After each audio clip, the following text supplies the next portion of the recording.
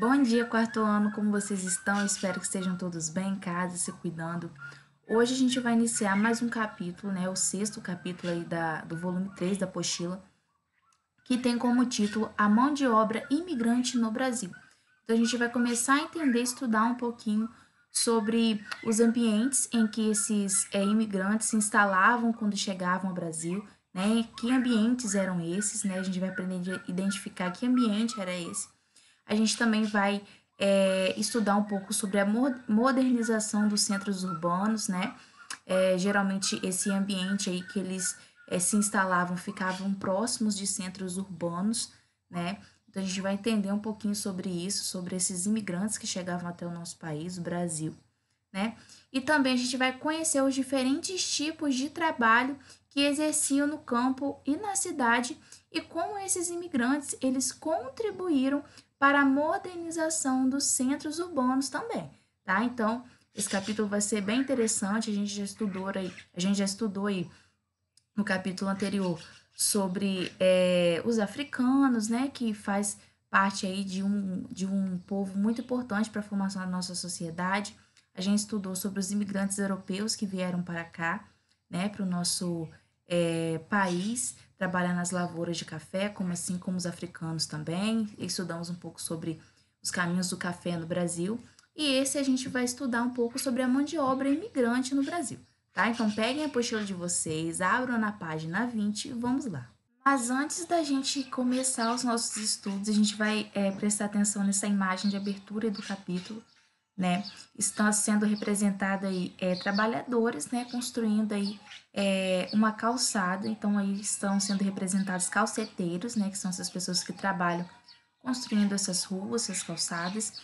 E a gente consegue perceber, né, pela imagem, pelo vestuário deles, que não são pessoas escravizadas, são pessoas aí que estão representando os imigrantes que vieram trabalhar, né, no nosso país.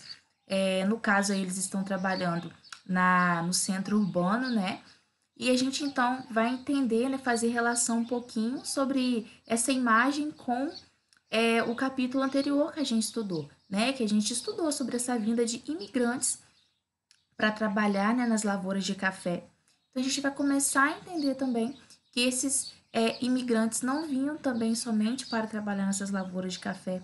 Também eles fizeram parte, né, do desenvolvimento, da modernização, ajudaram aí na modernização também dos centros urbanos.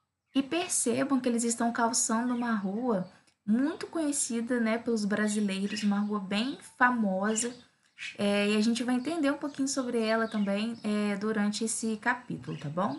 Então, para começar os nossos estudos aí, a gente tem uma atividadezinha para fazer na sessão Diga aí, né? Para a gente ter um embasamento do assunto que a gente vai começar a conversar. Então, vamos lá. Imagine a seguinte situação descrita a seguir e, de acordo com a leitura, responda as questões. Uma família de imigrantes italianos chegou ao Brasil e se deslocou para o interior de São Paulo para trabalhar nas fazendas cafeeiras. Pouco tempo depois, mudou-se para a capital, São Paulo. Nessa cidade, esses imigrantes começaram a trabalhar em locais onde se produziam diversos objetos para serem vendidos por toda a região. Então, com base aí, né, nessa leitura, dessa descrição aí, vocês vão responder as questões A e B.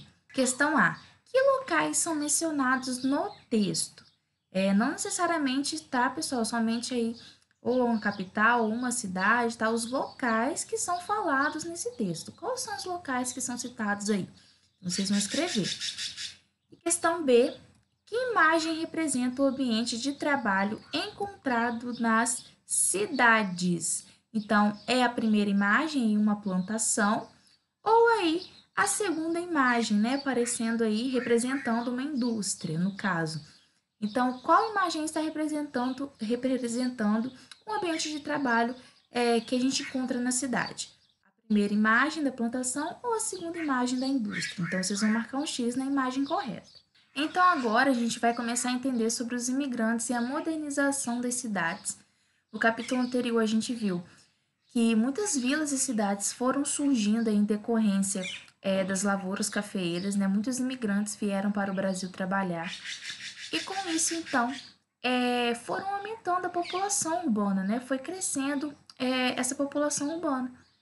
E daí surgiu, né, começaram a surgir outras atividades que eram desempenhadas por esses imigrantes nas grandes cidades, né?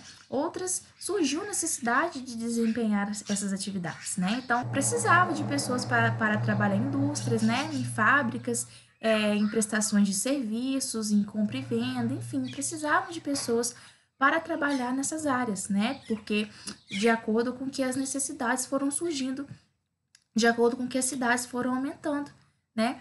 Então começaram a surgir novas atividades, né? Outras atividades nesses centros urbanos para esses imigrantes também trabalharem, né? Não só nas lavouras de café, mas como também nessas atividades dos centros urbanos. Então aí mesmo que intensificou a vinda desses imigrantes para o Brasil. Mas aí eu acho que surgiu uma dúvida na cabeça de vocês, né? Porque vocês devem estar pensando, tá bom, esses imigrantes chegavam aqui no Brasil, mas eles iam para onde? Né? Onde eles moravam? Eles tinham um lugar para ficar? Então, pessoal, as grandes cidades, né, que mais recebiam imigrantes no nosso país foram Rio de Janeiro e São Paulo. Essas grandes cidades, né, que recebiam esses imigrantes, construíam hospedarias, né? E essas hospedarias abrigavam aí imigrantes de diversas partes aí do país, né? Imigrantes europeus, sírios, libaneses, japoneses, entre outros tantos imigrantes. E nessas hospedarias, esses imigrantes poderiam ficar aí até 8 dias, contando com a data que eles chegaram, né? Eles poderiam ficar até 8 dias. Porém, se caso esse imigrante ou ele ficou enfermo, né, ficou doente, ele poderia ficar mais um tempo, ele poderia estender esse prazo, né, de estadia dele nessas hospedarias. Então, eles tinham, né, a oportunidade de chegar e ir para essas hospedarias de modo aí que eles até, né, que eles conseguissem se adaptar, procurar um lugar para eles morarem de fato aqui no país e arrumar também um emprego, né? Porque inicialmente esses imigrantes vinham somente para trabalhar nas lavouras de café, mas né, depois como foram surgindo outras atividades nas cidades, eles também poderiam, né, procurar outras atividades em fábricas, em prestações de serviços, enfim, essas atividades que são desenvolvidas na cidade também. Aí na página 21 a gente tem duas imagens, né? A primeira imagem aí estão sendo representados imigrantes europeus posando para uma fotografia no pátio central da hospedaria de imigrantes, tá? Lá em São Paulo, essa primeira imagem aí. E na segunda imagem a gente tem aí imigrantes esperando para serem registrados em uma hospedaria em São Paulo. Olha a quantidade de imigrantes que vinham para o nosso Brasil, pessoal. Isso é somente uma imagem, né? Imagina a quantidade de imigrantes que chegaram aqui para servir como mão de obra do nosso país, né? E pessoal, essas hospedarias elas eram custeadas pelo governo do estado para esses imigrantes, né? E dentro dessas hospedarias existiam aí uma série de serviços que eram prestados para esses imigrantes. Afinal, eles iriam ficar ali alguns dias, né? Então eles precisavam de alguns serviços. Eles tinham, para os imigrantes que não sabiam falar português, eles tinham tradutores, né?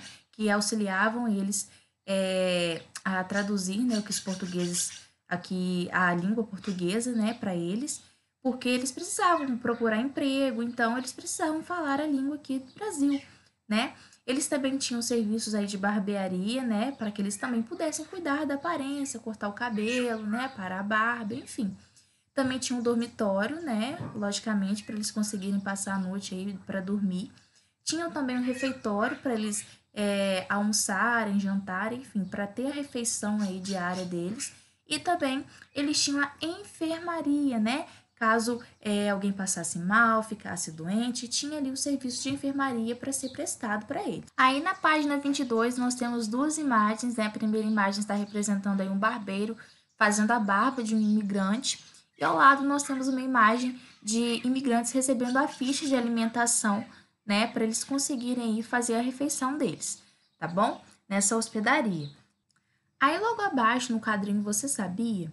Tá falando um pouco sobre o processo de higienização que os imigrantes passavam, né, quando eles chegavam nas hospedarias. Então, esses imigrantes, eles eram inspecionados dos pés à cabeça, né, para ver se não encontravam nenhum vestígio de doença, como cólera, tuberculose, varíola, enfim. Então, eles iam, né, tomar banho e os cabelos e as roupas desses imigrantes eram todas inspecionadas, né, para ver se não encontrava nada. E caso, né, precisasse, se encontrasse algum vestígio de alguma doença, né, alguma coisa, ou estivesse faltando alguma vacina para eles tomarem, eles também tomavam essas vacinas.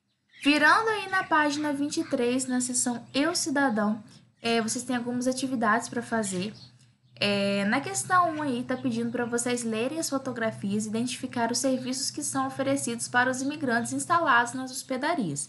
Então, vocês vão primeiro olhar as duas imagens, né, os elementos presentes dentro dessa imagem, e observar aí qual serviço está sendo oferecido para eles, né? E depois, nas linhas abaixo, as 3 linhas aí que tem abaixo de cada imagem, vocês vão escrever o nome desses espaços, tá bom? O primeiro e a segunda imagem. Vocês vão escrever aí nessa linha disponível os espaços que está sendo representado na imagem. Questão 2. Com a ajuda de um adulto, então você vai pedir aí a ajuda do papai, da mamãe ou da professora particular, vocês vão fazer uma pesquisa para responder a seguinte questão. Atualmente, existem espaços para abrigar imigrantes no Brasil.